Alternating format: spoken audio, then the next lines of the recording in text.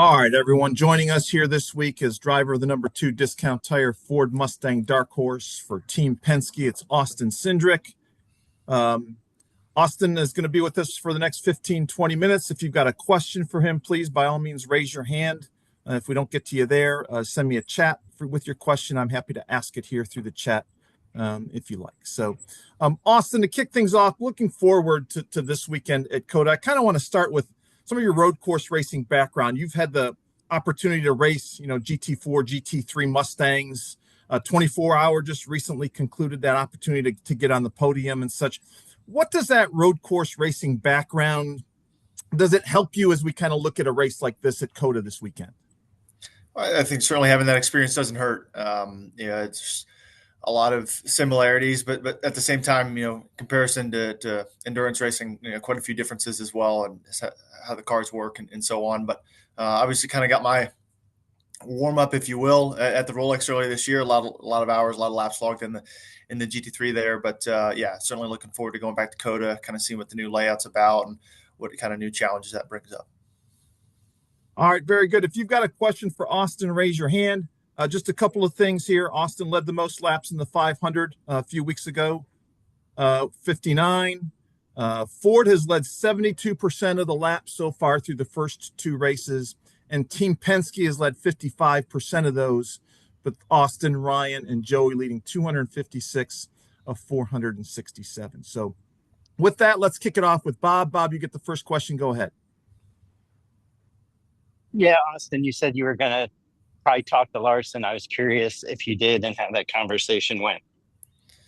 Yeah, Kyle and I got connected on Monday, and I thought we had a good talk. Kyle, took responsibility on the end of the race there, which obviously ended our race, and kind of talking about it doesn't really unwreck my race car, but I think we're on the same page is kind of what the expectations are moving forward, racing together. And I think it's important that it's about all I can influence is talking about it, but look, I hope to race Kyle, and I certainly have a lot of respect, but I know if I want to win in this series, I'm certainly going to have to race against him a lot more. So, I certainly expect us to be at that level, throughout the year. And I just expect it to be better than what we had on Sunday. And how do you think the shorter course will impact the race this weekend? And will it impact at all, restarts and what type of momentum you might have, when you go into that turn one? Well, the course, I would say, is largely unchanged from, otherwise we're just cutting a few corners out. Really simply, I think the larger conversation for us, at least within my race team, has been the introduction of yet another road course tire, which is supposed to be similar to what we raced at Watkins Glen, the playoffs. So I think there's probably more variables and more discussions based on around that, and more potential strategy and certain things throughout the race that will be affected by, having tire wear or not having tire wear, depending on, where it falls. There's been repaved sections of the racetrack. But as far as the course itself, the shortcut through 6A and 6B, I think your restarts are already kind of single file by the time you get to the end of the S's, which is where 6A starts. So I don't see a ton changing other than we're just going to run more laps. And I feel like that stadium section is going to, take a larger percentage of the lap and, potentially, be a more important part of the lap. Thank you. All right, Austin, I want to follow up because Kelly Crandall sent in a note on the chat. Did you give Jeff Andrews a business card to try to get that conversation with Kyle? How did that come about? I did. I figured I would need to explain that today. So essentially, when the race is over, I was helping my guys load the car, and as you're standing there, we're the first hauler, and I can't say I was really in a very good headspace to want to talk to anybody. But at the same time, knowing that this is something I definitely wanted to discuss with Kyle, and it was like, okay, well, if somebody comes up to me, I'm just going to give them my phone number and be done with it. And Then I realized in my backpack, and I haven't used one of these since like 2016, but I do have a stack of business cards that I brought around with me, like going to the Rolex, like as a teenager, handing them out to team owners and team managers. So I still had all of them in my backpack, and I saw Jeff Andrews and Chad Knaus standing over by the 24 hauler. So I figured that was a good way of ensuring that I would get my conversation that would be a lot healthier than just showing up at the racetrack, because, sometimes guys will reach out to you, sometimes guys won't. I don't have like a super close relationship with Kyle by any means, so it's not like he's got my number. So it was, I guess, my way of saying, hey, we really need to talk about this, and in a way that was going to be non-emotional for me, because at the time I was pretty frustrated. Understood. All right, let's go on to Stephen Toronto. Go ahead, Stephen. Austin, Connor Zilic is making his Cup Series debut this week, and he's actually been listed among the favorites for this race in a couple of places. I know that you've overlapped with Connor a bit in sports cars and whatnot. What do you think has made him so advanced as a road course racer at his age? And considering that, how seriously have you guys been taking him as a potential contender on Sunday?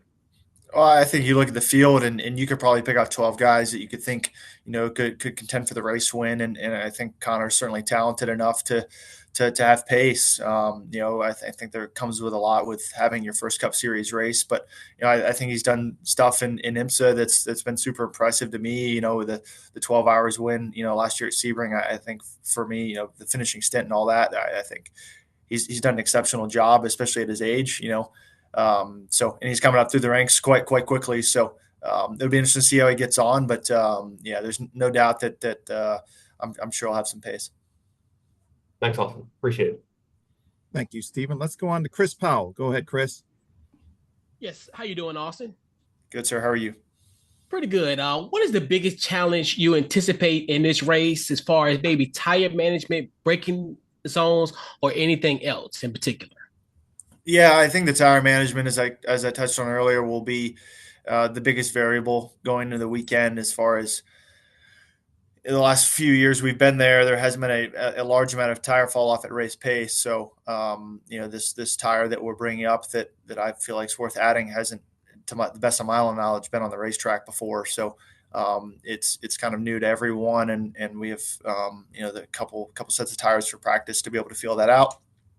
So I think that could play a large role in the strategy. But I think track position is always important at road courses. Honestly, I think especially at COTA, just due to how you exit turn one, really sets up for the lap, because the field gets very single file after the S's. Just the nature of essentially a slalom course for the cars. So it's easy to get pretty spread out and lose touch of the top few cars quite quickly. So qualifying will be exceptionally important, and I think understanding what the tires like will be exceptionally important. All right, let's move over to Claire B. Lang. Hello, Claire.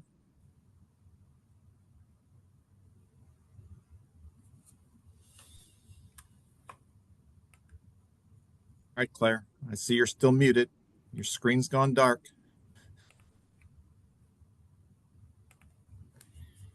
All right, we'll come back to Claire here. Let's go to Leonardo. Hello, Leonardo. Hey, Justin, good morning.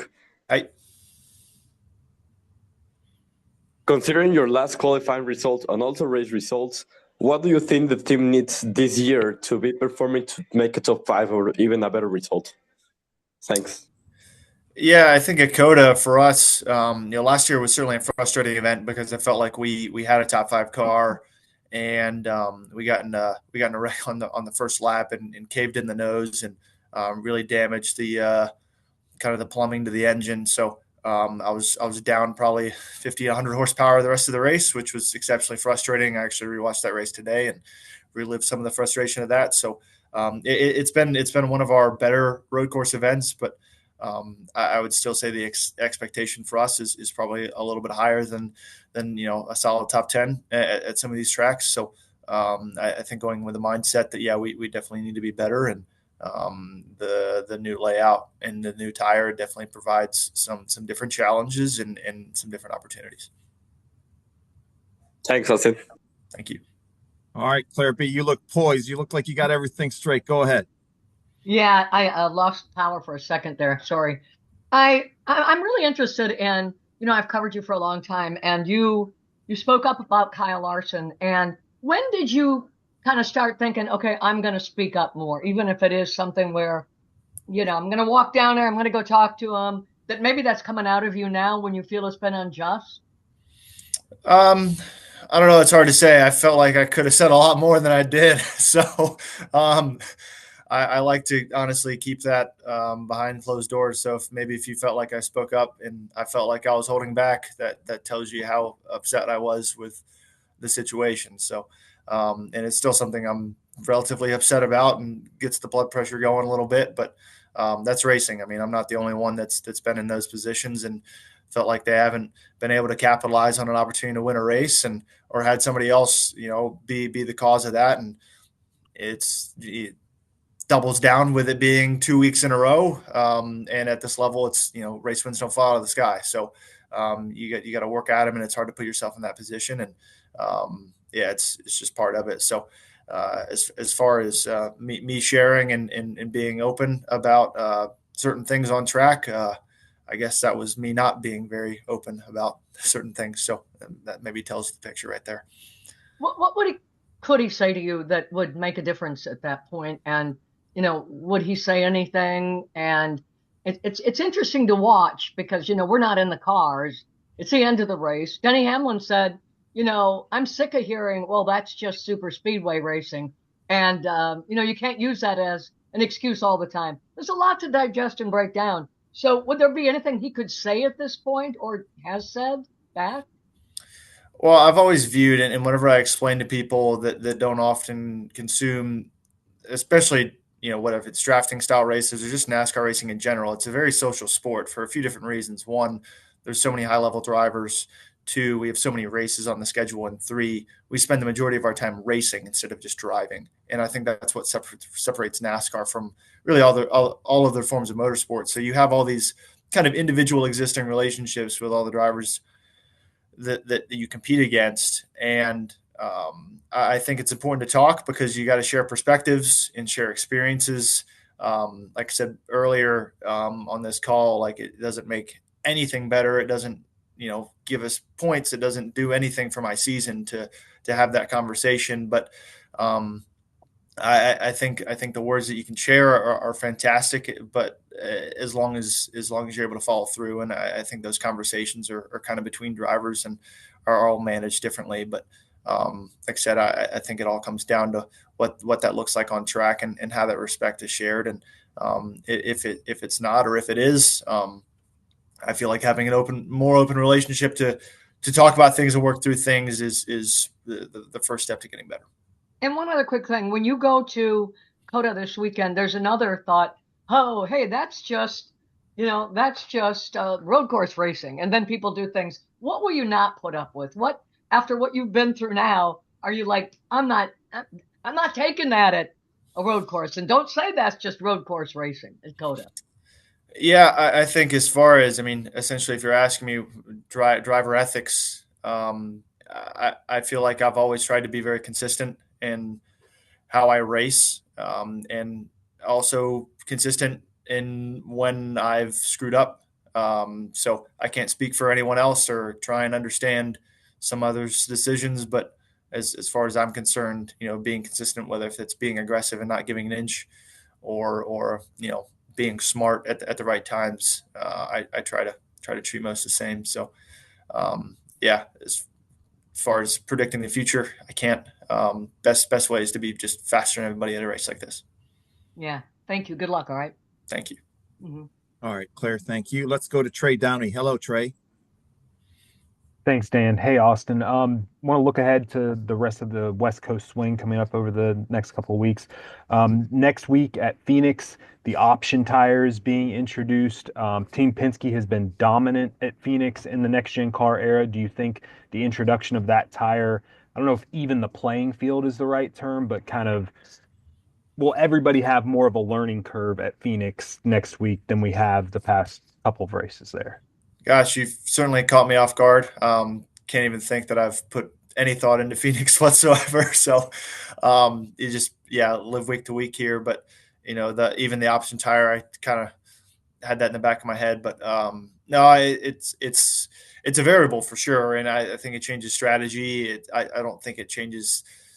Similar to Richmond, I don't feel like it's gonna change your day as far as track position, but it can certainly influence things and be a strategy play to be the first to do the right thing. So it's always interesting to see how those things play out, and I think Phoenix is kind of an evolution to seeing what we can try there. But as far as our team's concerned, obviously we have a great notebook there, and it's as the West Coast swing normally is, especially Phoenix and Vegas. They're both two very good reads on kind of where your program is at and things early on that you want to get to work on. So does it make it harder to feel what those things might be because you have this other new element, perhaps, but otherwise it's the same for everyone. I want to dig in a little bit more of what you just said about kind of it being a litmus test of who's good and not, and specifically tied to Vegas.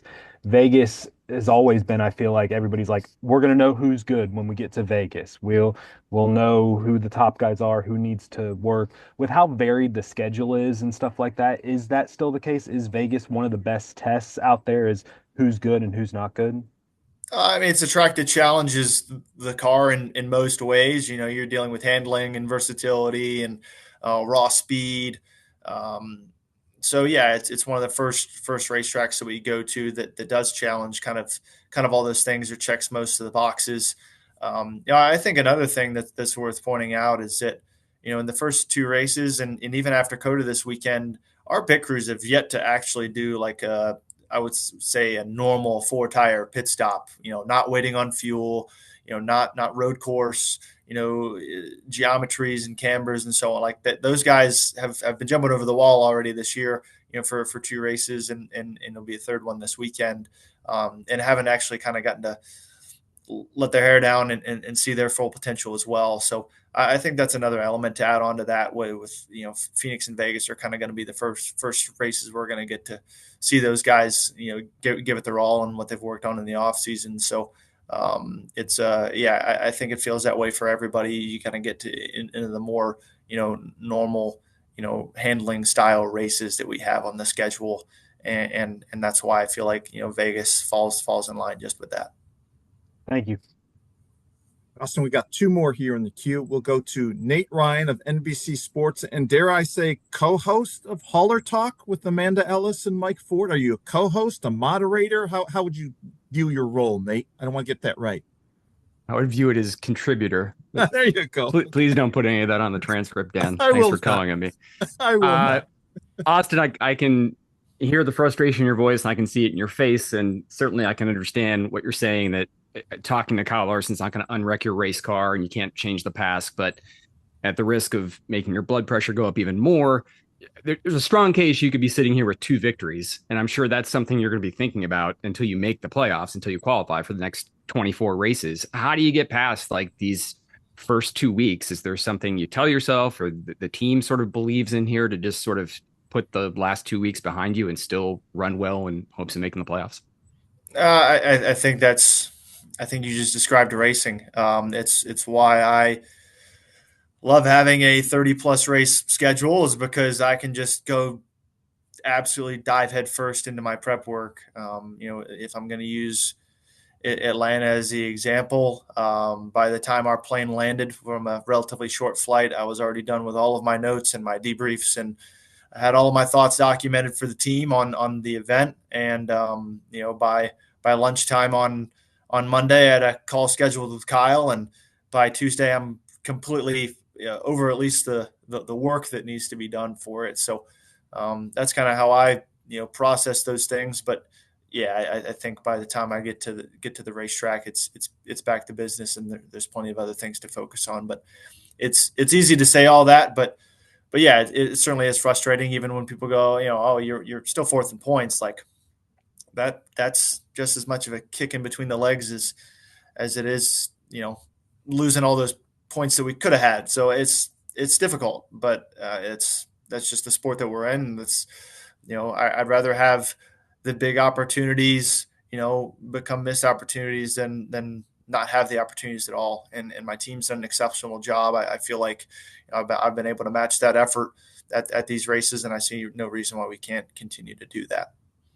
And then a quick follow-up. I am a little surprised that you don't have Kyle Larson's number. I figured you would have every Indy 500 driver's number, being such a fan of the race. But how many drivers' numbers do you have? And is that part of like your philosophy? You hear like Ross Chastain say, I bring my friends with me to the racetrack. I don't make friends at the racetrack. Do you subscribe to that sort of same philosophy? Well, not many. I do not have many of my competitors' phone numbers. First of which, I'm not a very social person. I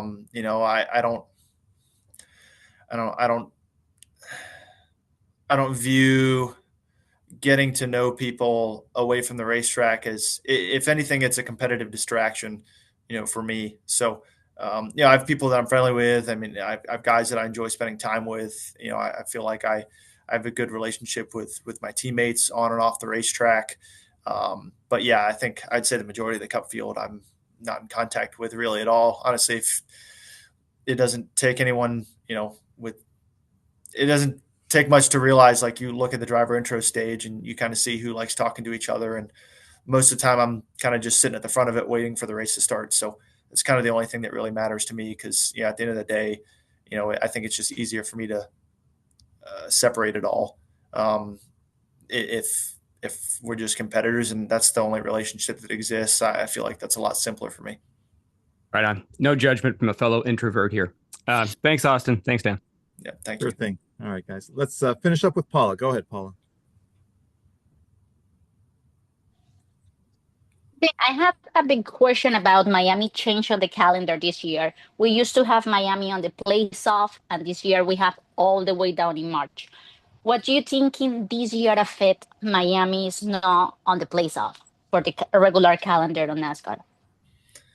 Well, obviously Miami's been certainly a staple, in the playoffs, but also kind of just, it's one of those places you go to towards the end of the year. Things are winding down. If I think of the team guys, even then, like, some of them bring their families or trying to enjoy, obviously, the areas as well as just the race. So for me, I don't think I've been doing this long enough to really appreciate or have the nostalgia that maybe I would say most in the industry do about going down there towards the end of the year. But otherwise, I do think that that racetrack puts on great races when it's maybe a little cooler out, to where you're not just completely married to the outside lane towards the end of a stint. I think night races there look really good, especially with when our car can be put on intermediates with multi-groove racetracks. So I think there's a potential that we could see a really great race down there. And